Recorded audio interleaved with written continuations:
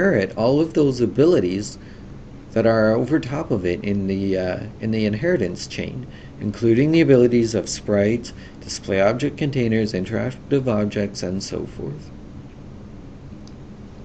That's going to be very, very useful for us. So with that set up, we can hit OK, and when you do, you're going to see a little warning pop up. Here we go.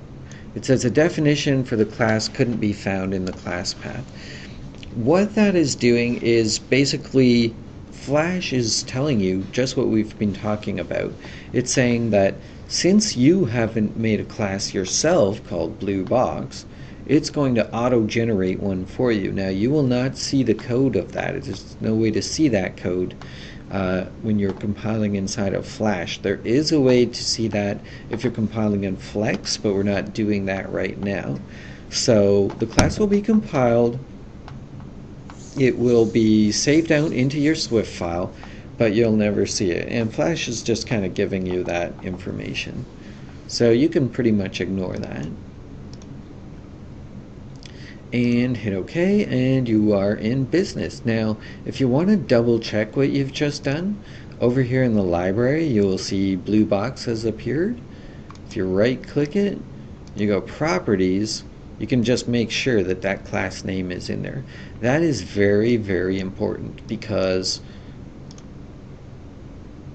the class name is the only way we have of fetching one of these blue boxes out of the library using our code. So now that it's in the library, we don't even need it on the stage anymore. We can just get rid of it here. So now we have one visual asset inside of our library, and it has what is called a linkage ID and a class name. With that class name, inside of our code, we're going to be able to create a new instance of the blue box. In other words, we'll reach into the library and grab one of those blue boxes out. We're going to be able to put it on stage and do some things to it. So we'll shrink down Flash and we'll jump back into our code editor again. And a good way to test what we've just done is to do so inside of one of our functions. We have this function we've created called testDisplay. Up to now our functions have just had very, very simple instructions inside of them. Let's go ahead and add something a little bit more inside of testDisplay. Anytime you want to pull an asset out of the library in Flash via code and put it on the stage, you must do a couple of steps. First of all, you must create a var, a variable, and give it a name. You must also give it a type. Well, the thing that we want to pull out of the library in this case is a movie clip. So that is going to be our data type. There we go. So in what we've typed just now, we have essentially said to Flash, look, I need a movie clip and I want to give that movie clip a name so that I can refer to it, because in the coming lines of code I'm going to actually change a few things about that movie clip using some properties and methods. That name is going to be my box. Okay, so the next part of it would be actually creating our new instance. And to do so, we actually use that word, new. New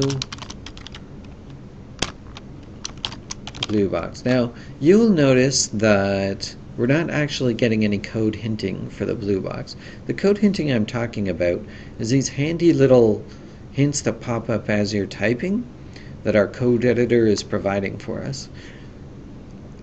Important thing you need to realize is that we're working in an external code editor.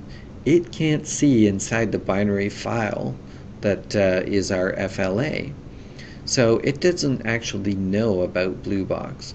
This is another reason why it is so important for us to create a variable and say that that variable is of type movie clip, because after we've finished this line, anytime we type my box, now see we are getting code hinting, and now the code editor knows that all of the abilities of movie clips belong to my box.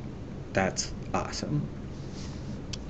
But before we go playing around with the box, let's put it on the stage. To put any asset onto the display list inside of Flash, you use a very simple method called add child.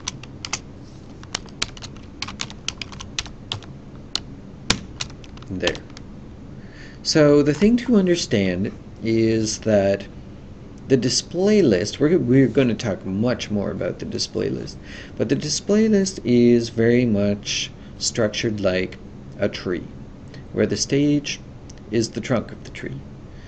Anytime you do an add child and add a visual asset to the stage, it's like sticking a branch onto the tree.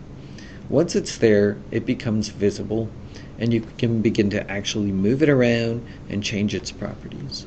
To test this, let's save our code. I jump back into Flash, and I'm going to compile using Control-Enter. And look at that. We're still getting our two traces here, and we're getting our blue box showing up on stage. That's a pretty significant moment. So, let's just back up again just to be sure that we know exactly what is happening here when we compile. Okay. So here we are inside of Flash. We have an asset inside of the library, and in the properties we have a document class mentioned called project document. So we hit Control Enter. The compiler that is built into Flash looks at the document class and says, I need a piece of code. I know that code is going to be inside of a document called projectdocument.as.